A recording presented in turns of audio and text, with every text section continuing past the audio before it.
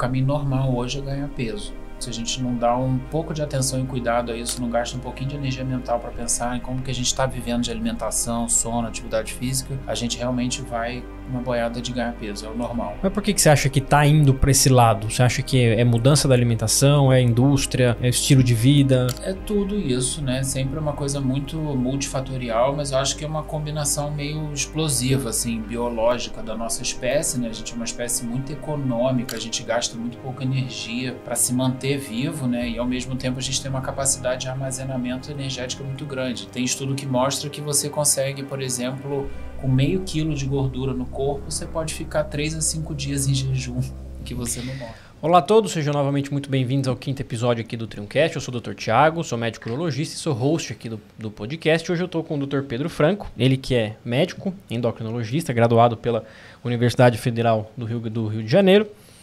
Fez residência de clínica e endocrinologia pela Santa Casa de São Paulo, né, Pedro? Sim. Doutorado pela USP com foco aí no diabetes. E teve um fellowship internacional no hospital de La Péronnie, na França. E também é professor de pós-graduação em endocrinologia. Pedrão, seja bem-vindo aí ao podcast. Obrigado, uma honra poder compartilhar aqui das ideias endocrinológicas e metabólicas. Vamos conversar um pouquinho. Me conta aí. Show. São as dúvidas. Boa, Pedrão, conta um pouquinho como é que foi essa sua experiência do fellow aí na França. Como é que é a medicina lá? Tem alguma diferença? O que você notou de interessante? Quanto tempo você ficou lá? Então, eu fiquei mais ou menos um mês e meio. É um hospital no sul da França, em Montpellier, chama Hospital La Péronnie. E lá eles têm uma unidade de referência da França para paciente muito grave de diabetes e obesidade, né? Assim como anorexia. Então, os dois extremos do distúrbio alimentar. E é muito interessante porque é um sistema público que funciona, né? Que tem muito recurso. Então, você tem todos os tratamentos de ponta sendo fornecido ali. E você acompanha os atendimentos lá? Com certeza, os atendimentos, a parte de enfermaria também, conhecer as pesquisas que eles fazem. Que ano que você foi lá? É bem interessante. Nossa, foi no último ano da residência de endocrinologia. Deve ter uns 6, 7 anos atrás, lá para 2018, 2019. E você é do Rio? Por ali. Eu sou do Rio, sou de Niterói. E você sempre quis vir para São Paulo fazer residência? Como é que foi essa decisão aí? Eu gosto muito de São Paulo já há muito tempo. Então eu queria arranjar um jeito de vir para cá, arranjar um justificativo para vir para cá, para sair de Niterói, entendeu? Para variar um pouco. E aí quando eu vi que a residência aqui era muito boa, eu falei, vou fazer prova para lá e para o Rio, e se passar em São Paulo, vai para São Paulo. Aí passei. E aí veio para Santa Casa e ficou? Ficou, nunca mais voltou.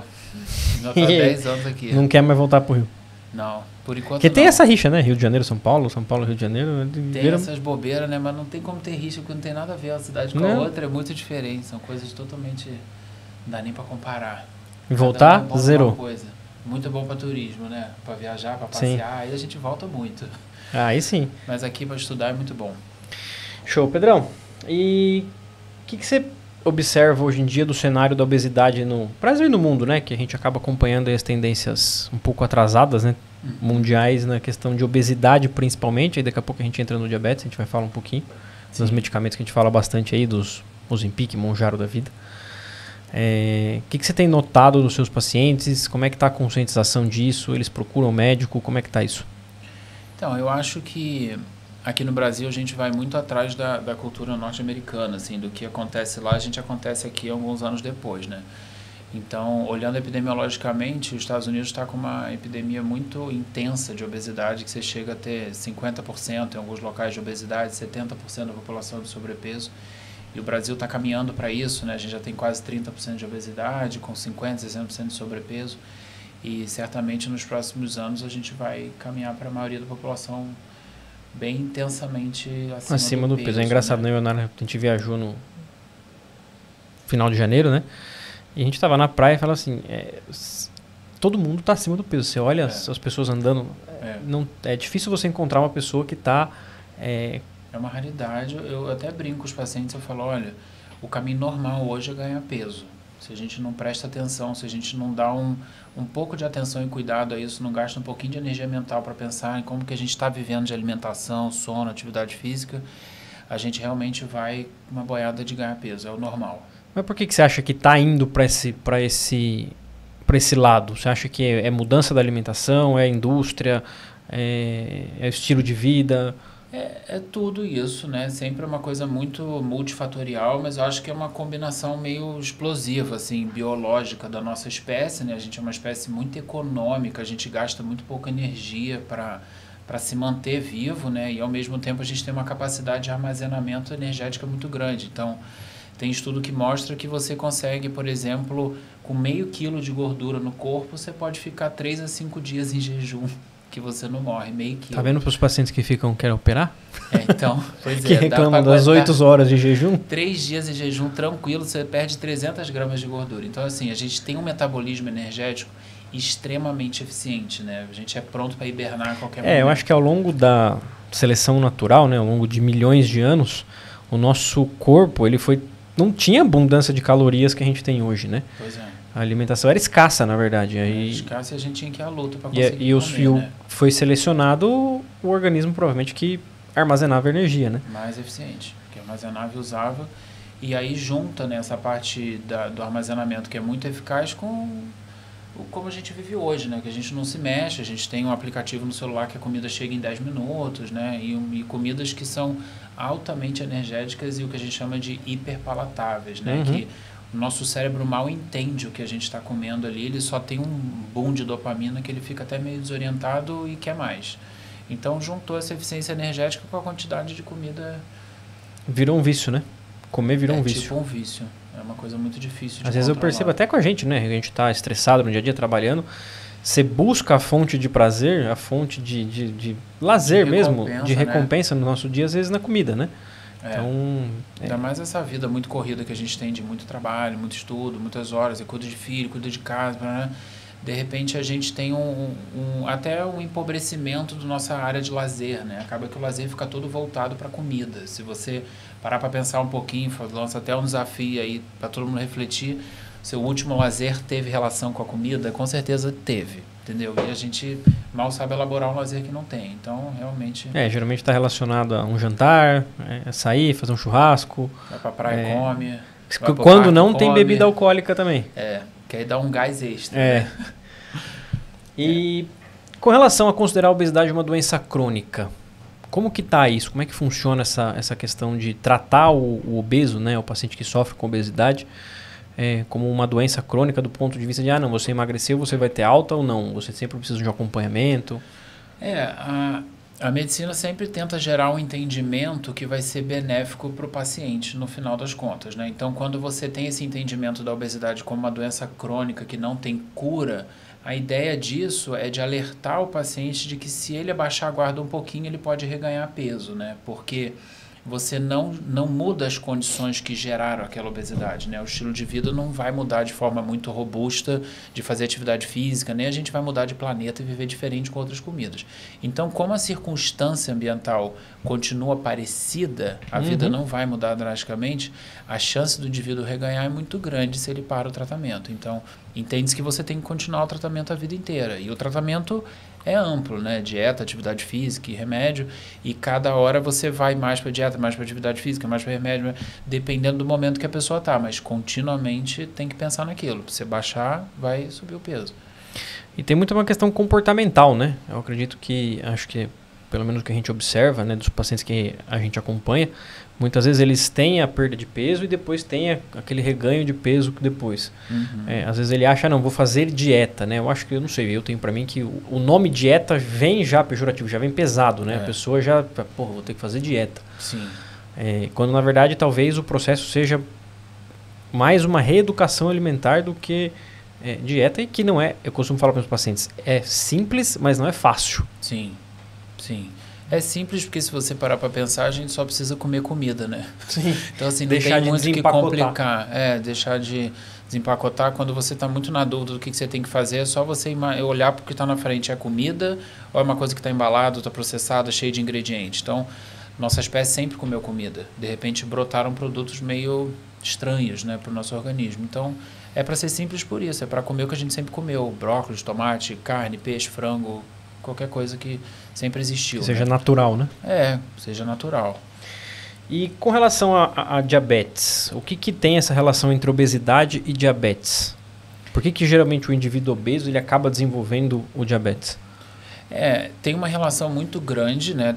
Tem estudo que mostra que 90% dos pacientes que têm diabetes estão acima do peso, então quer dizer, tem 10% que nem está acima do peso, mas a obesidade com certeza contribui porque o tecido adiposo é um tecido que sobrecarrega muito a atividade pancreática, né? Se a gente entender que o diabetes é um evento final de que a glicose está alta, o açúcar está alto no sangue, você tem um hormônio chamado insulina que abaixa esse açúcar e regula o açúcar ali no sangue.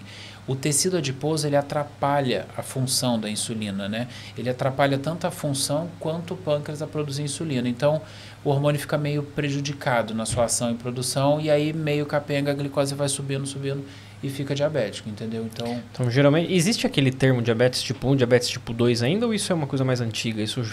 Isso existe, é bem antigo, mas existe, ainda precisa separar porque realmente são processos básicos do que gerou aquela doença bem diferente, né? Se o diabetes tipo 1, a pessoa não produz insulina nenhuma, é uma doença autoimune que destrói o pâncreas, né? O paciente que tem diabetes tipo 2 é essa produção deficiente por conta do excesso de tecido adiposo. Então, a gente costuma separar, sim, apesar de que tem muita interligação entre esses tipos de diabetes, né? Você pode ter um diabetes tipo 2 que tem algum componente autoimune, você tem muito o dia-obesidade, estão tentando emplacar esse termo, que é quando o paciente tem diabetes tipo 1. Ele fica obeso, então ele fica meio diabético tipo 1 com tipo 2. Então, na verdade, é uma definição meio acadêmica e literatura científica, mas na prática você tem que ver o seu paciente, como é que ele está. Entendi. Hoje de manhã eu fui tomar café, estava no hospital sentado lá no Conforto Médico e a Ana Maria Braga estava entrevistando a Simone, não sei se você está sabendo desse. E eu achei uma coisa interessante que eu acabei de lembrar. E ela falou que ela tentava emagrecer e não conseguia, e aí ela foi numa nutróloga, não sei quem é, enfim, só relatando o que ela relatou. E diz que ela não conseguia emagrecer porque ela estava com uma resistência à insulina. Eu falei, bom, eu acho que talvez seja o contrário. Ou a resistência periférica à insulina pode dificultar realmente o emagrecimento. Não, tem essa crença muito comum, né? Porque isso aí já vem de uma crença base de que, assim, eu tô obeso porque eu tenho algum problema biológico, algum hormônio não está funcionando. Então, cada hora as pessoas botam culpa num hormônio diferente. E agora tá meio bola da vez, já meio antigo, mas tem gente que fala ainda que a resistência insulínica atrapalha a perder peso. Porque na minha opinião, é o contrário, é a obesidade que leva à resistência periférica à insulina. Exatamente. Então a pessoa fica obesa, aí a insulina para de funcionar, porque o tecido adiposo faz a lipotoxicidade. O tecido adiposo é meio tóxico para a ação da insulina, e aí você atrapalha. Mas se você perder peso, você reverte a resistência insulínica e acabou. Entendi. O que atrapalha perder peso é a dificuldade de fazer então era mais provável que ela estava com resistência periférica à insulina pelo fato dela estar acima do peso e não o contrário. E principalmente com aquele peso de gordura visceral. A gordura abdominal mais profunda, mais central. Essa gordura, que é aquela obesidade masculina, né? A barriguinha de... a obesidade mais centrípeta, né? Que a gente chama, aquele depósito de gordura truncal, que é a gordura que vem aqui do pescoço até a cintura. É uma gordura que gera mais resistência insulínica. Para o diabetes tipo 2, tem questões familiares envolvidas, hereditariedade, do tipo, se meu pai tem, eu tenho um risco maior? Ou é mais uma questão de talvez eles compartilharem o mesmo hábito de vida, o mesmo comportamento? Essa pergunta é muito interessante, porque os estudos de genética, às vezes, eles se confundem um pouco com a parte ambiental, com o hábito de vida, porque muito comumente a família toda é diabética porque eles compartilham de um estilo de vida diabetogênico, né? Sei lá, come muito processado, congelado, não faz atividade física. Mas, de fato, quando você tenta limpar um pouco esses fatores de confusão, né, de ambiente, existem genes que predispõem bastante a pessoa a ficar mais ou menos obesa diante a mesma dieta. Então, a pessoa comendo 5.000 calorias por dia, tem gente que vai ganhar muito peso, tem gente que vai ganhar pouco peso, tem gente que vai ganhar mais ou menos. Então, esse é um grande desafio, entender por que uns ganham mais do que outros. Mas é que o estímulo ambiental para engordar está tão grande que a genética meio que não está importando com isso. Já está todo mundo engordando. É difícil uma pessoa hoje não engordar, né? Principalmente com a quantidade de alimentos novos que a indústria vai enfiando todo dia, né? E assim, o iFood, se você tá... E ele te sabe, né? Às 18 horas eu já recebo para pedir pizza, porque ele sabe que é a hora que eu amo comer pizza, entendeu? Então ele já manda ali. Ele, assim, essas indústrias, eu estava vendo alguns vídeos sobre, né? Enfim, não é nenhum estudo sério, mas eles têm eles estão colocando neurocientistas com base em comportamento para influenciar essas pessoas a consumirem mais. Então, assim, muito triste é isso. uma coisa que óbvio que deveria ser proibida, mas, cara, tem tanta coisa que deveria ser proibida, né?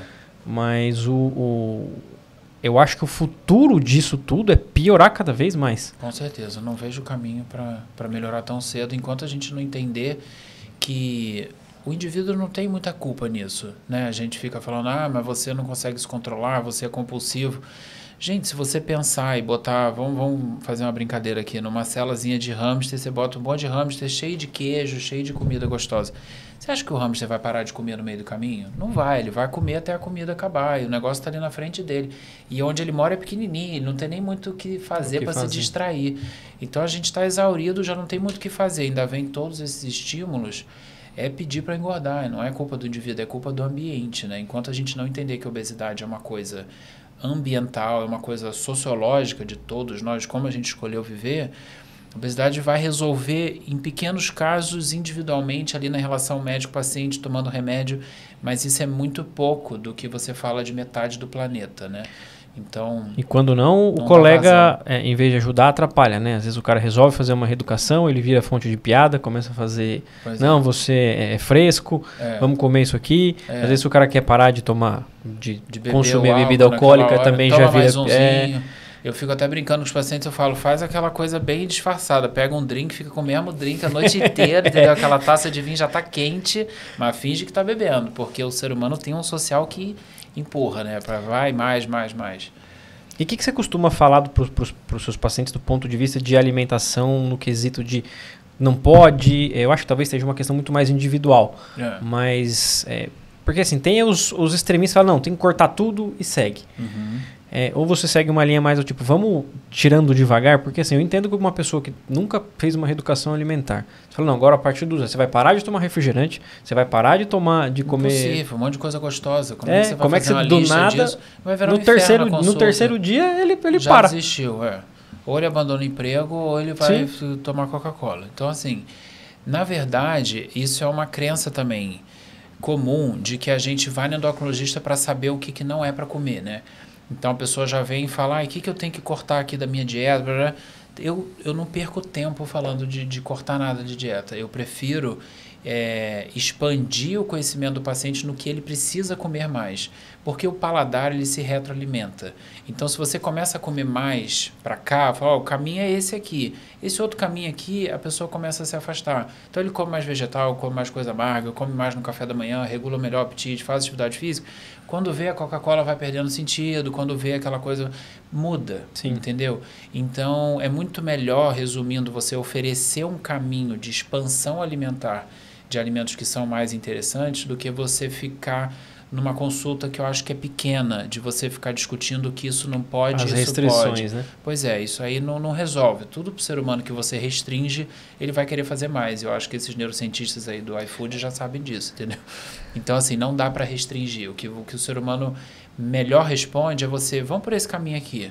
Aí esse outro caminho aqui meio esquisito começa a esquecer, entendeu? Então, apresentar uma outra trajetória. Show. E com relação a essas medicações mais novas que tem, já não dá nem para falar que é mais novo, né? Mas Ozempic, Mounjaro. Mounjaro já chegou no Brasil, como é que tá essa questão? O Ozempic a gente já tem faz algum tempo, né? Tem o Ozempic, que é a tizerpartida, né? Semaglutida. E o Mounjaro, que é E a Mounjaro, que é a tizerpartida. Isso. E o Ozempic tem o Wegovy também. Que é o mesmo princípio. A molécula só muda a dose, fica um pouquinho mais alta, né? Mas o remédio é igual. O Mounjaro, a tizerpartida, já está autorizado na Anvisa já tem alguns anos, mas aí por conta de formulação, de que ia mudar para caneta, refil, deu algum probleminha, teve que cadastrar tudo de novo. E aí a programação agora é na metade do ano, em junho. Tem data de lançamento já para. E como que eles funcionam? Por que eles revolucionaram tanto? Porque o Ozempic, principalmente, ele veio para tratamento do diabetes e depois ele virou para obesidade. E agora para outras doenças até, né? De gordura no fígado, infarto. Então, são moléculas que a gente chama de incretínicas, né? Incretino, nome médico, são moléculas que são produzidas no intestino. As duas são no mesmo intestino delgado, né? Uma na porção mais inicial, a porção mais final. Mas o recado que essas moléculas, esse hormônio quer entregar, a mensagem, porque o hormônio quer sempre passar um recado, né? Então, o recado ali é que corpo, chegou comida no intestino. chegou muita coisa aqui, vamos frear um pouco, come menos, porque senão a gente vai explodir, né? Tem muita quantidade. E além disso, ele fala isso para o corpo, para dar um freio, porque já chegou muita coisa, mas ele avisa para o pâncreas também, fala, pâncreas, fica esperto aí, porque chegou muita comida, produz insulina, senão a glicose vai aumentar muito, porque vai digerir e vai absorver aqueles nutrientes. Então, o que a gente conhecia mais do seu efeito é esse efeito do pâncreas. De estimular a produção de estimular a produção de insulina quando come. Então, por isso que eles foram elaborados para diabetes a princípio, para você deixar o pâncreas mais parrudo ali na produção de insulina, dar um boom, e aí ele produz mais insulina. Só que aí, sem querer, como tudo para obesidade até hoje, né? Não foi desenhado para a obesidade, isso aí já mostra também um próprio preconceito da área médica e científica em entender a obesidade como doença. Sem querer, viu-se que essa galera as pessoas estavam emagrecendo, perdendo tipo peso, Viagra. tipo Viagra. Sem querer, perdeu peso, não sei o quê, e aí viu, caraca, vamos entender agora por que faz perder peso. E vou ser bem sincero, a gente está tentando entender até agora por que faz perder peso. Então, são várias teorias, estudo in vitro, em rato, em célula de humano e tal. A ideia é que inibe a fome, inibe o apetite. Os pacientes até relatam, parece que eu comi um boi, estou muito cheio o dia inteiro. Então, sabe aquela sensação que você vai na churrascaria, no rodízio, você come muito e fala, cara, não consigo comer mais nada? É isso que o paciente fica. Então ele come um pouquinho como se ele tivesse comido muito. Como se ele tivesse comido muito. Ele fica mais saciado. Então, você aumenta a saciedade mesmo. E a gente viu um boom, né, de pessoal usando o Ozempic aí, até talvez pessoas que não tinham indicação. O que vem na questão do ponto de vista de efeito colateral? Qual é o risco dessas pessoas usarem sem ter indicação? Porque assim, uma coisa é você pegar uma pessoa obesa, você tem o risco da obesidade, enfim, das doenças associadas à obesidade. E aí você pega pessoas que não estão obesas e querem utilizar por questões estéticas, enfim, para aumento às vezes até de performance, essas coisas. Sim. Você tem visto isso? Tem algum paciente seu que usa com esse objetivo? Tem muita gente que usa, né? No consultório a gente tenta desestimular isso ao máximo, porque a gente precisa lembrar que o nosso corpo, assim, o endócrino separa o corpo em 3 compartimentos, né, de massa, né? Massa magra, muscular, e a massa óssea e a massa gorda. Então, toda vez que a gente emagrece, existe uma chance muito grande da gente destruir muitas outras massas que não só a gordura. Então, a gente perde osso e músculo também. E principalmente na pessoa que já está mais magra, que ela não tem margem para negociar, quando ela faz uma restrição calórica, o corpo olha e fala, mas não tem gordura aqui, eu vou tirar da onde? Vou diminuir do osso aqui, vou tirar do músculo. E aí vai deixando a pessoa mais caquética mesmo, né? Ao invés dela perder gordura, ela perde músculo. Ela perde, sei lá, perde 1 quilo de gordura, mas perde 3 de músculo e osso. Até eu vi uma publicação, aquele rosto de Ozempic, né? Que o pessoal cai, né? Sim. Porque aqui tem muita musculatura facial, né? Então, quando você emagrece muito rápido, você perde essa musculatura e fica tudo meio atrofiado mesmo. Fica flácido. Ainda mais quem não tem tecido gorduroso para proteger, perde muito. Então, o risco é esse, é meio que uma desnutrição. E isso vai ficar cada vez pior, porque os remédios estão ficando muito potentes, né? Então, e o Mounjaro, ele é muito mais eficaz do ponto de vista de perda de peso. O Mounjaro, ele foi para diabetes também ou ele veio já direto para... Não, foi para diabetes também. Também, mesma coisa. É porque eles estão muito contemporâneos, né? O Brasil que ficou meio atrasado para receber o Mounjaro, mas eles não são tão diferentes assim de tempo, de quando eles foram lançados, iniciaram os estudos. E ele é bem mais eficaz na questão de perda de peso. É mais ou menos, não é isso tudo, não. É mais ou menos 30%, assim, mais potente do que a dose máxima do Wegovy, né? Que é o 2,4 da semaglutida. Então, não é uma coisa de, é uma droga que é o dobro da potência, até porque o Wegovy já é bem potente. O Mounjaro vai vir um pouco mais potente, vai ajudar muita gente com certeza, mas tem novas drogas chegando mais potente ainda, que corre o risco da pessoa ficar anoréxica, né? Parar de comer, que é um perigo. Então, para isso que tem acompanhamento, né? Porque o endócrino começa a perceber quando que a mão errou, sabe? Quando que está destruindo demais o corpo. Porque do que você ouve falar na mídia, né? No que está se falando na internet, é que chegou o Mounjaro, parece que o Ozempic não serve mais para nada. Mais ou menos. Imagina. Não é isso. Não, eu tenho vários pacientes que tomam Mounjaro, que vai para a Europa e compra Mounjaro e tá usando aqui e oriento como é que usa. Assim, tem vários que nem emagrecem, em termos de não muda nada. Tava tomando o Wegovy dose máxima 2,4, foi para o Mounjaro 15 e achou que ia revolucionar, perdeu nada. Então, não é isso.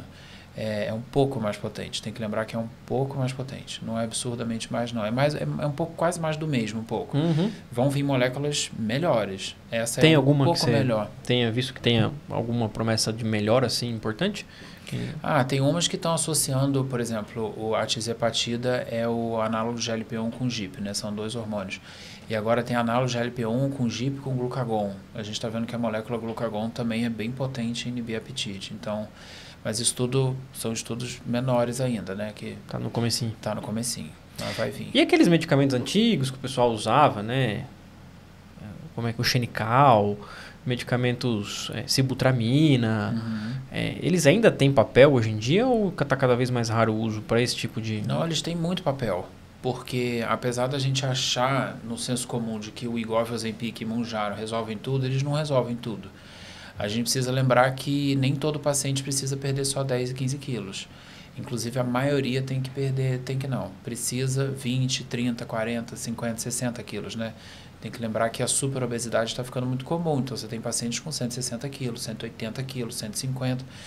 E o Wegovy não vai dar conta, né? O Mounjaro não vai dar conta disso tudo porque existe um rebote do corpo em aumentar a fome. Sim. E a cada quilo que você perde de peso, você aumenta 100 calorias a fome por dia. Então, a pessoa que perdeu 20 quilos, ela tem 2.000 calorias de fome todo dia falando com ela para comer 2.000 calorias. Como se ela tivesse que comer 2 Big Macs por dia para ficar mais calma, entendeu? E aí o Wegovy ele não consegue travar tudo isso. Você precisa botar uma sibutramina, precisa um topiramato, um orlistat. Você precisa potencializar esse tratamento para ele continuar perdendo peso a despeito dessa fome que aumenta muito, entendeu? Tem alguns casos que você orienta acompanhar junto com um psiquiatra, enfim? Nossa, coisas. Todos que puderem é importante, porque vamos lembrar que o tratamento da obesidade envolve cortar um barato, né? Cortar uma libido. E toda vez que você mexe na libido do ser humano, é uma coisa meio punk. E seja libido sexual, libido pela comida, libido por uso de droga, álcool. Se você maneja nisso, você está mexendo no vespeiro. Então, você pode gerar consequências ruins comportamentais para o paciente se ele perder muito peso, se ele parar de comer. Tem gente que fica... Nossa, mas eu quero comer. Eu já tive paciente que parou de tomar o remédio um mês, programou um mês sem tomar remédio para poder ir no McDonald's e comer a promoção inteira, porque ele estava ficando mal de ir no McDonald's e não aguentar comer tudo, largar batata, coca pela metade, isso estava incomodando. Sério isso? É sério isso.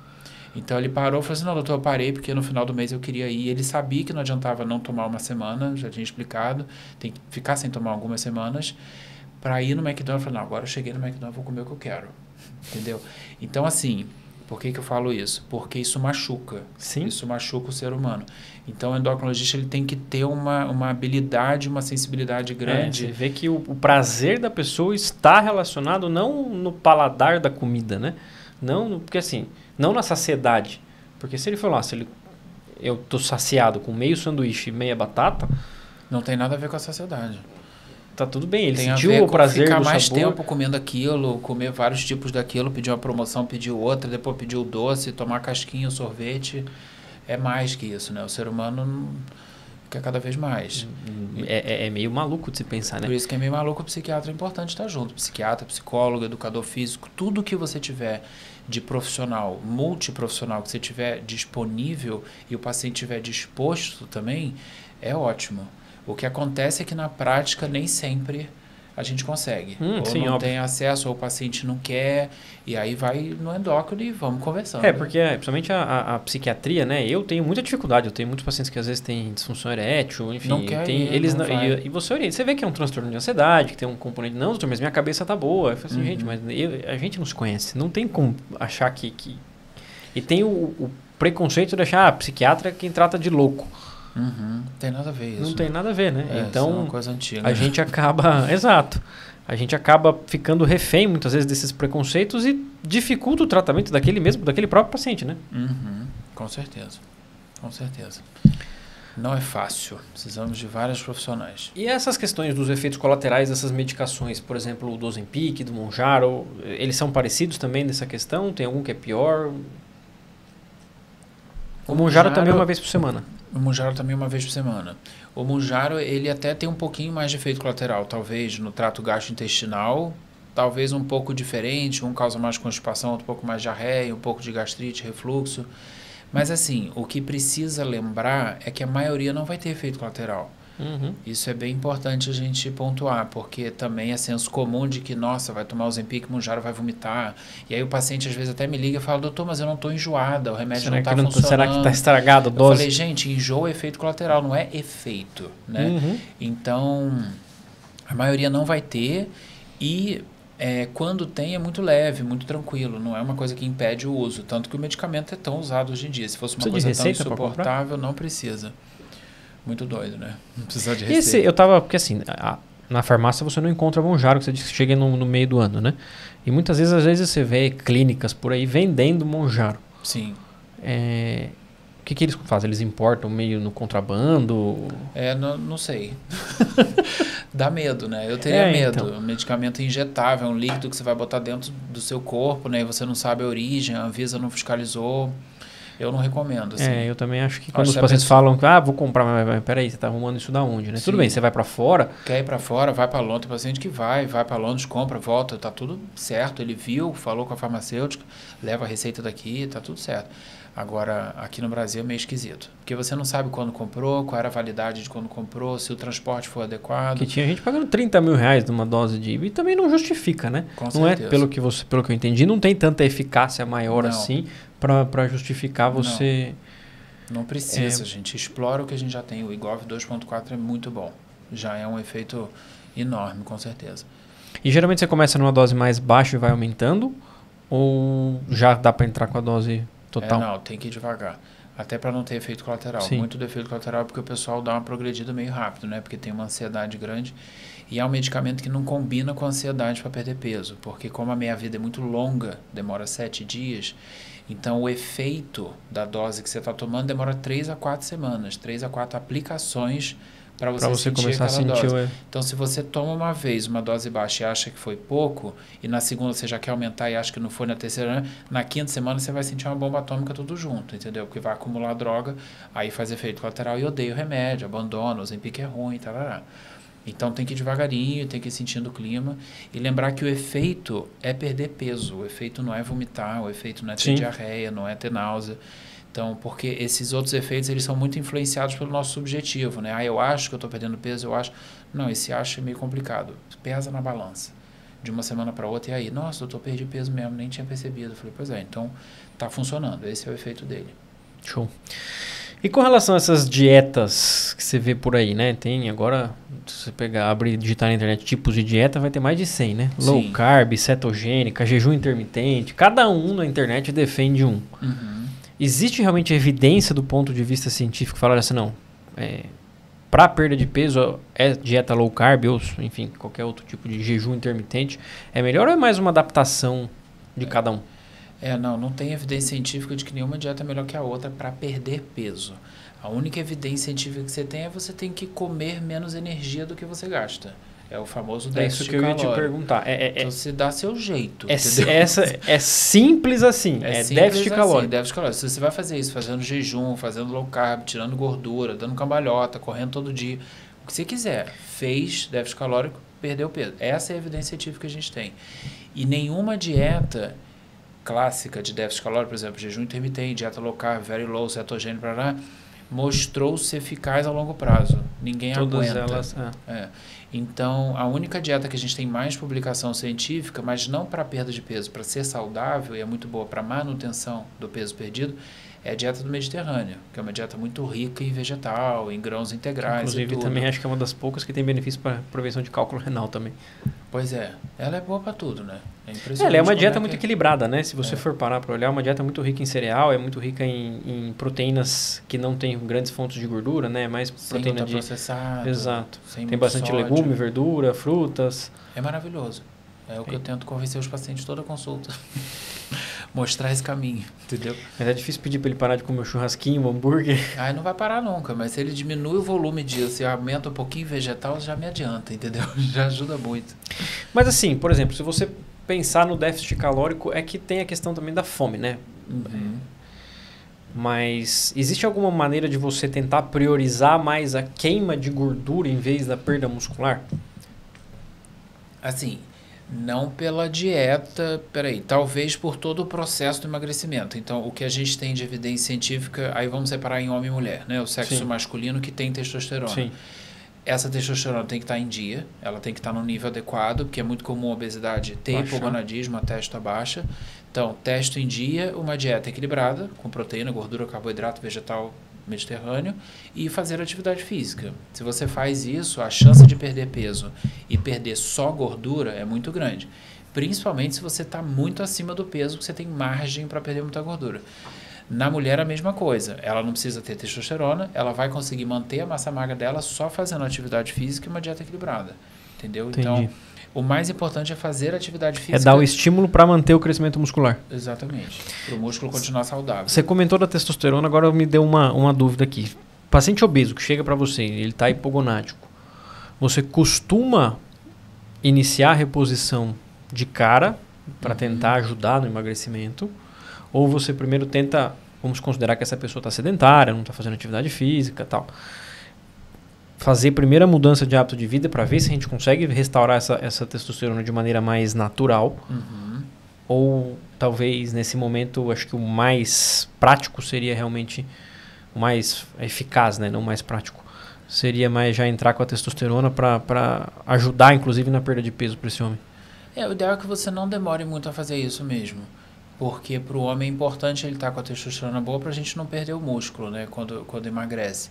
Então, a não ser que você veja que é um paciente que está muito engajado, que ele vai mudar o estilo de vida mesmo, que ele vai perder peso, ou que ele tem uma doença metabólica não tão grave, que em 2 meses ele já melhora muito, perdendo 5 quilos, você não precisa. Mas, no geral, os casos mais graves é melhor você já tratar, não perder muito tempo com isso, porque senão ele vai perdendo massa magra. Você costuma fazer testosterona mais injetável ou clomifeno, alguma coisa do tipo?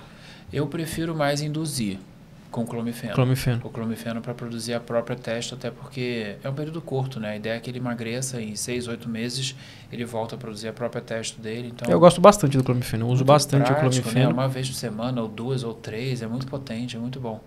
E geralmente não tem essa questão do flare, né? Que você vai ter a inibição do eixo que a gente vai ter quando a gente entra com a testosterona e às vezes exógena, né? A testo exógena você demora um pouco para resolver ela, né? Porque você dá uma dose, aí você inibe o eixo, aí você atrapalha a própria produção, aí a testo fica mais baixa ainda. O paciente fala, gente, eu tomei testo, por que está baixo?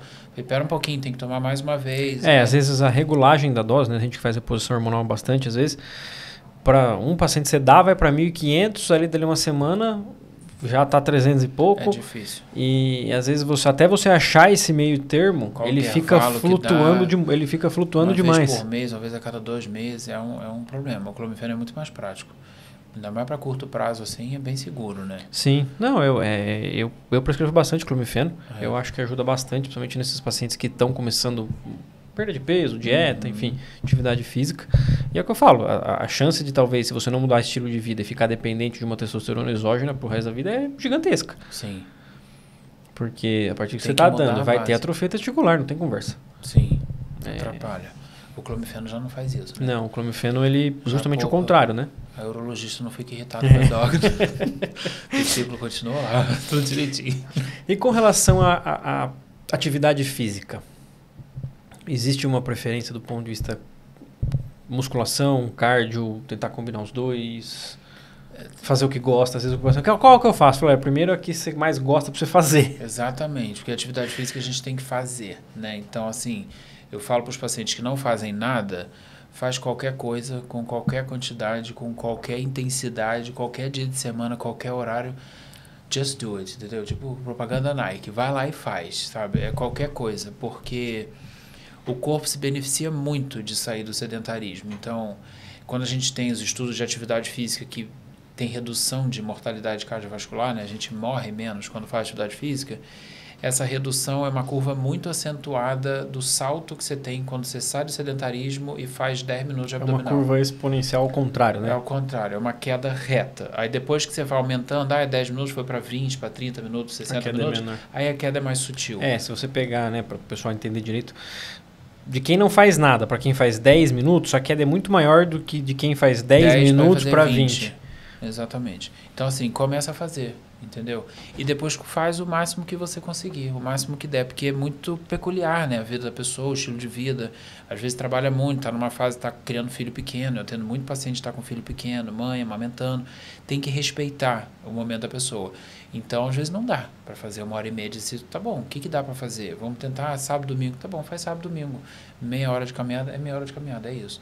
Depois a gente tenta sofisticar e melhorar, entendeu? A Nara tem uma frase, pra quem não tem nada, metade é o dobro, né? Exatamente. É só fazer. Eu acho que essa exemplifica bem essa questão. Essa ideia do exercício. Porque as pessoas às vezes ficam, poxa, mas eu vou fazer só 10 minutos, não adianta nada.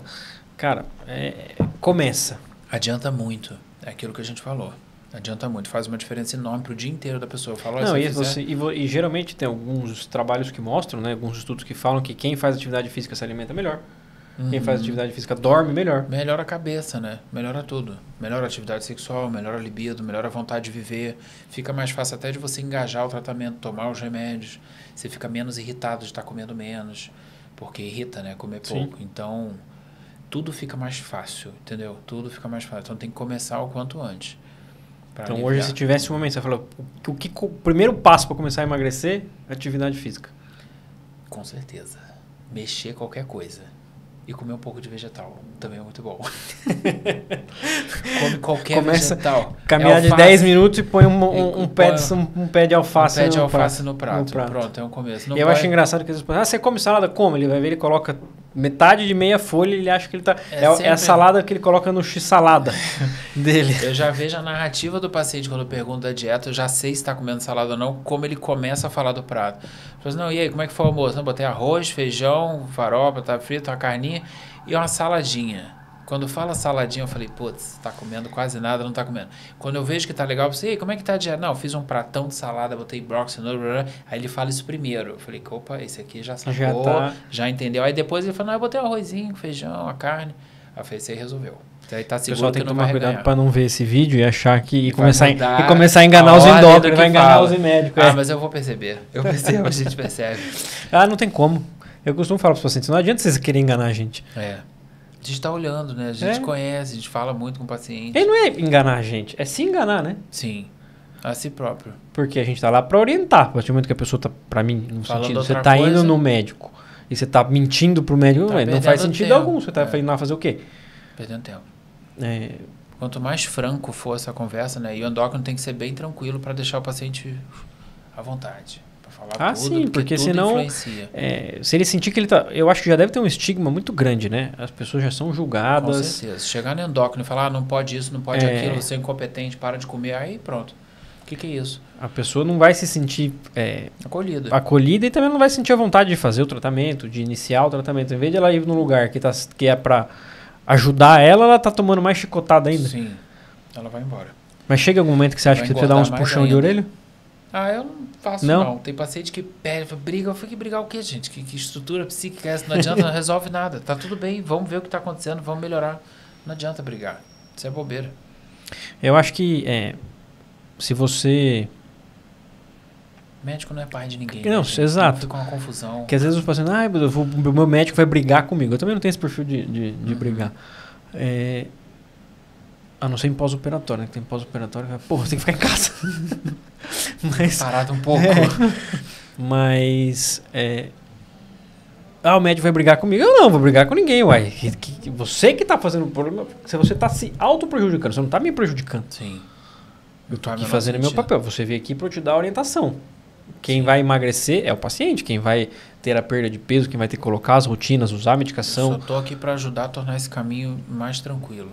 Sim, eu acho que esse é o grande papel do médico. E assim, obviamente associar o que a gente tem de dado científico. Muitas pessoas reclamam, mas às vezes não sabe. Não sabemos do que a gente...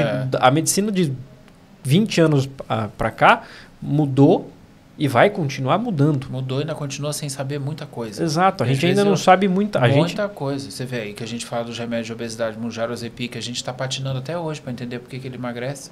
Entendeu? Então, às vezes, muito que a gente estuda é até para saber o que não sabe, para não prejudicar o paciente, né? Porque quando você é muito ignorante do que você não sabe, você machuca muito com o seu tratamento equivocado, né? Isso eu vejo muito na minha área de obesidade e doença metabólica. O pessoal realmente não tem noção nenhuma, né, do quão complexo é o sistema endócrino, hormonal e toma essa testo aqui pra você ficar feliz. Espera aí, gente. Não, testosterona é uma coisa muito Eu fiz um complexa. Reels recentemente sobre isso. Falei assim, doutor, eu passei no médico e tal, e ele falou que eu tava com a testosterona baixa, mandou tomar essas 2 medicações aqui. Eu falei, tá, mas e? Não é assim, toma aqui 2 testosterona e segue a vida. Por que tá baixo? O que aconteceu? Exato. Qual o motivo? Foi quando? Qual a repercussão disso pra você? Pois é. Às vezes o cara não tava nem sentindo nada. Dosou porque dosou. Às vezes a testo dele é aquela, um pouco mais baixa, muitas normal. vezes é erro, não sei nem se é erro laboratorial, porque a testosterona ela flutua muito, né? Então às vezes o cara dosa, num dia tá 240, 300, ele dosa uma semana depois, tá 450. Peguei alguns disso. E precisa lembrar que valor não é tudo para hormônio, né? A gente precisa lembrar que o que a gente olha no laboratório é uma análise de quantidade. Quanto que eu tenho de testo circulante ali naquele corpo. Eu não tenho uma análise de qualidade. O quanto dessa testo que funciona, o quanto que tem resistência para ligar no receptor. Essa análise de qualidade, 2025, a gente não tem isso na ciência, a gente não sabe fazer isso. Então tem gente que com uma testo de 300 vive muito bem a vida inteira, e é festa, tem 10 filhos, tá tudo bem, faz musculação, tem músculo. Acabou, entendeu? Não vou eu falar que a teste de 300 está baixa porque ela está no limite inferior à normalidade. Agora, uma teste de 300 num paciente que é obeso, diabético, tabagista, bebe álcool, aí realmente a gente já entende que aquela teste não está funcionando bem. E aí você repõe, entendeu? Por isso que a maioria dos guidelines, acho que tanto aí da Sociedade de Endocrinologia quanto da de Urologia, são unânimes nessa questão, né? É para tratar o paciente que tem sintoma. Se não tem tanto sintoma. que os pacientes, doutor, vamos dosar minha testosterona. Você está sentindo alguma coisa? Se não está sentindo, não tem sentido dosar. Porque não vai mudar nada. Se não tem sintoma, vai só olhar, vai ficar nervoso. Exato. Mas hoje em dia até é difícil, porque tá um hype na internet de falar de testosterona, né? Sim. Testosterona porque a testo é igual uma droga que dá energia, né? Sim. E a gente vive nessa sociedade do cansaço de hoje em dia. Todo mundo está exausto, então todo mundo quer testo, desde a mulher até o homem. Mas eu acho engraçado que assim, a pessoa acha que o problema da libido, o problema da disfunção erétil é a testosterona, quando na verdade é o estresse crônico, é a falta de sono, é a falta de atividade física. A testosterona é um pedacinho da libido. Sim. Né? A libido é construída com a testo, mas não só dela. Né? Então, é o estresse, é a atividade física, é se tem diabetes ou não, se fuma, se bebe álcool, como é que está a relação conjugal. É tanta coisa para a pessoa ter uma libido sexual saudável que a testa, às vezes, eu costumo falar que testosterona é igual óleo de carro. Tem que estar no mínimo ali para rodar. Só isso. Acabou. O resto é o resto. E ainda alguns conseguem rodar abaixo do que a gente considera como mínimo. Com certeza. Porque até isso é controverso. Né? Tem alguns estudos que falam abaixo de 300, tem alguns estudos que falam em 300, 350. A gente não sabe. Tem alguns que falam abaixo de 300, 350, olha a testosterona livre. O pessoal se embola muito. Por isso que volta aquela frase sempre, a clínica é soberana. Sim. E para endócrino, a clínica é muito soberana. Porque você... De novo, a gente só está vendo quantidade de hormônio, não vê o que está funcionando. Boa. E com relação para a gente ir para os finalmente aqui, quem tem diabetes não pode comer 0 de doce? Como é que é isso aí? Porque todo mundo fala, né? Eu sou diabético, eu não posso comer brigadeiro, eu não posso comer nada que contém açúcar. É bobeira isso. Aí, o diabetes ele vai sofrer influência não do que você come pontualmente. Ele vai sofrer muita influência da sua composição corporal. Se você comeu aquele açúcar e aquilo é todo dia, num volume muito grande, e aquilo te faz ganhar peso, ganhar gordura abdominal, aí aquele açúcar está dando problema. Porque esse peso e essa gordura abdominal é que vão complicar demais o seu diabetes.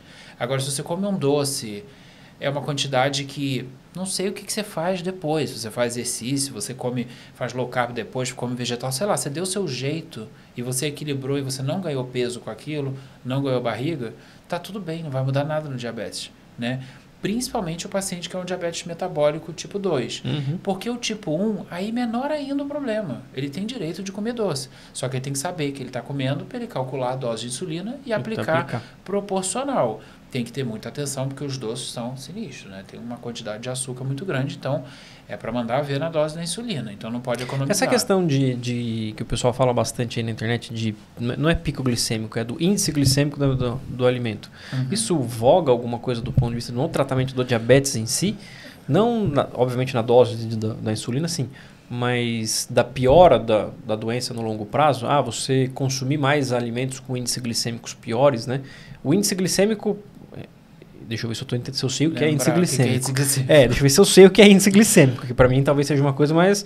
Enfim, o especialista é você. Vamos falar. Vai. O índice glicêmico para mim é o quanto você come, o quanto daquele alimento aumenta a sua glicemia. Uhum.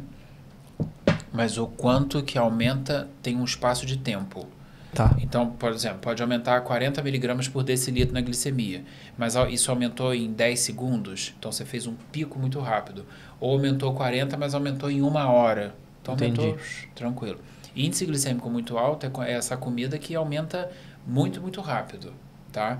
Então, assim, em tese, na teoria, é maravilhoso a gente imaginar que o índice glicêmico muito alto pioraria diabetes, piora apetite e tudo. Porque você tem uma variabilidade glicêmica muito grande que é difícil de você correr atrás com a insulina ou do seu pâncreas conseguir fabricar aquela insulina mais rápido. Mas os estudos não conseguiram mostrar que isso realmente importa no controle do diabetes, entendeu? O que importa mais é, de novo, a composição corporal. O que acontece com o índice glicêmico muito alto é que são alimentos que engordam muito no geral. Então, entendeu? geralmente a pessoa então, acaba... talvez seja mais porque ele está indo num pedacinho de brigadeiro desse tamanho, que vai ter lá, sei lá, não sei quanto tem umas calorias no brigadeiro, mas deve ter bastante. Bastante carboidrato. E é cheio de açúcar. E você come um pote de melancia, sim. O cara tende a comer. Você não come só um brigadeiro, né? Vai toda a vida. Enquanto estiver na frente, e aí sobe muito. Então, a questão calórica talvez suba muito junto, né? Com certeza. Tudo que está pico glicêmico geralmente está atrelado a coisas que são muito energéticas. E o que dificulta muito o estudo disso, e por que isso cai por terra com frequência, é que assim, tamo lá, tem o brigadeiro. Beleza, vou comer um brigadeiro que tem 10 gramas de brigadeiro. Eu comer esse brigadeiro hoje, às 6 da tarde, faz um pico glicêmico de eu comer amanhã, 6 horas da manhã.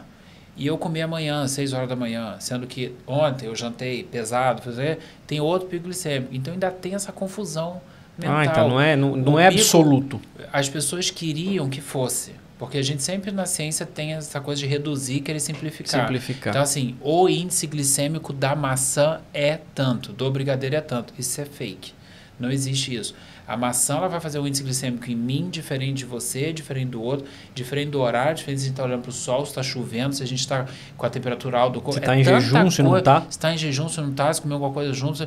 Então, assim, é tanta variável que só o ChatGPT vai conseguir calcular. Eu fico brincando que a inteligência artificial vai salvar as ciências biológicas, entendeu? Porque é muita variável. Então, você não pode falar de índice glicêmico do alimento. Você tem que falar do índice glicêmico daquele alimento, naquele momento, naquele corpo. Para aquela pessoa. Para aquela circunstância ali fechadinha. Daqui a meia hora já Pacientes é outra coisa. obesos costumam ter um índice glicêmico maior?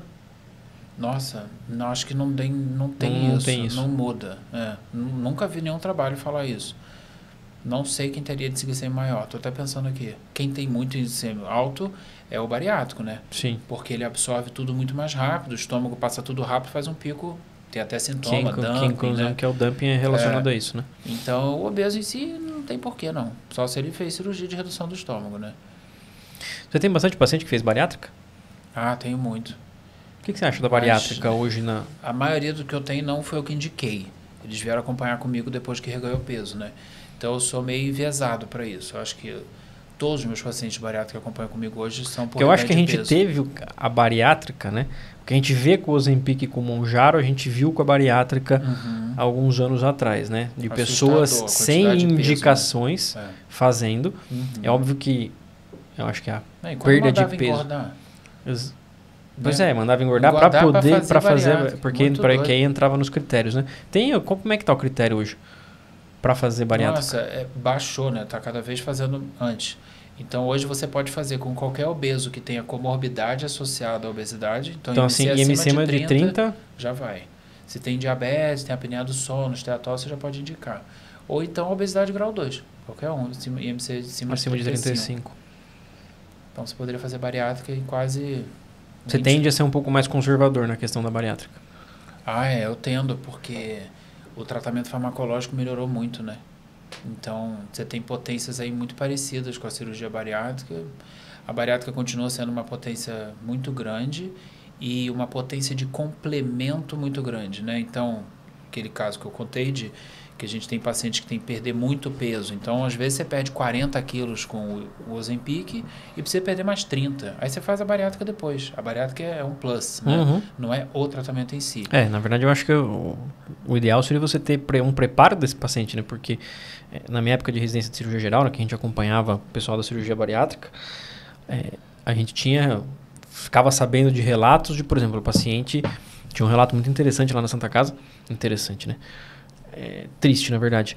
A paciente fez a cirurgia bariátrica e logo que ele faz a cirurgia bariátrica, ele tem um monte de restrição, né? Não pode beber água, fica bebendo água no copinho. E aí não chega, a pessoa não tem acesso porque ela foi no chuveiro, abriu o chuveiro, bebeu água, abriu a anastomose, É desesperador. Morreu. Nossa, que grave. Então, assim, imaginaria uma coisa assim. Você vê que... Com água do chuveiro. Com água do chuveiro. A cabeça é muito potente, gente. Então, você vê que a pessoa... E é muito difícil. A pessoa e vai falar que no SUS ainda passava por todo aquele protocolo. 2, 3 anos de acompanhamento psicológico, todo... mas o pessoal subestima a gravidade da obesidade. Beber leite condensado. Sim, já isso eu vejo direto. Que aí que tolera, né? Consegue, não expande tanto o estômago, toma leite condensado na lata direto. Tem algum caso que te marcou, alguma coisa assim, do ponto de vista de... enfim, que você queira selecionar aí? De alguma coisa específica? De algum paciente seu que você tenha acompanhado. O que mais me surpreende é a riqueza de comportamento assim, possível do ser humano, né? Então, vou dar uns exemplos aqui. Um paciente que tinha muito nojo de comida crua e de cheiro de comida. Então, se ele chegasse em casa e tivesse cheiro de comida no ar, ele passava mal, tinha que sair de casa, não podia ter tempero. E ele também não podia cozinhar nada, pegar nada cru, desde vegetal a carne, porque tinha nojo. Não é que ele não gostava de comer, ele não gostava de... Ele gosta de comer, mas ele não gosta de ver nada cru nem sendo cozido, nem ter um cheiro no ar. Então fruta e salada, essas coisas... Acabou, ele só podia comer iFood. Tinha que chegar, não preciso nem dizer que era obeso, claro.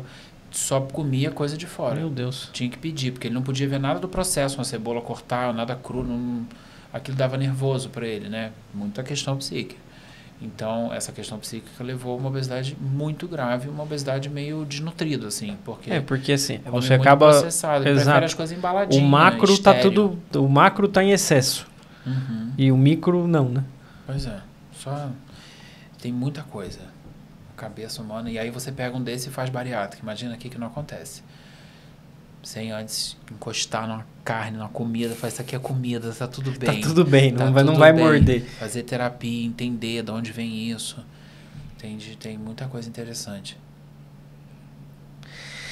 Bacana. Alguma mensagem final aí, doutor Pedro, que você queira passar? Nossa. Fica à vontade. As câmeras são suas. Eu acho que a mensagem final, assim, para doença metabólica, para questões metabólicas de diabetes e obesidade é que tudo que é vendido como solução milagrosa não existe, né? Porque a doença metabólica ela é muito complexa para ser respondida com uma pílula mágica, uma vitamina D, C, A, K, J. Não vai resolver dessa forma, entendeu? A gente tem que ter uma coisa muito mais ampla.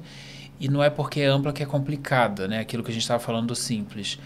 É um amplo simples, que é o quê? Comer comida e fazer atividade física. Comida de verdade e fazer qualquer atividade física, que foi o que a nossa espécie sempre fez, né? Então, é bem simples, na verdade. E hoje, o que mais tem na internet é solução milagrosa, né? Infelizmente. Nossa, o tempo todo. Porque a gente porque quer achar que vai ter um comprimidinho manipulado que vai me resolver. Não vai.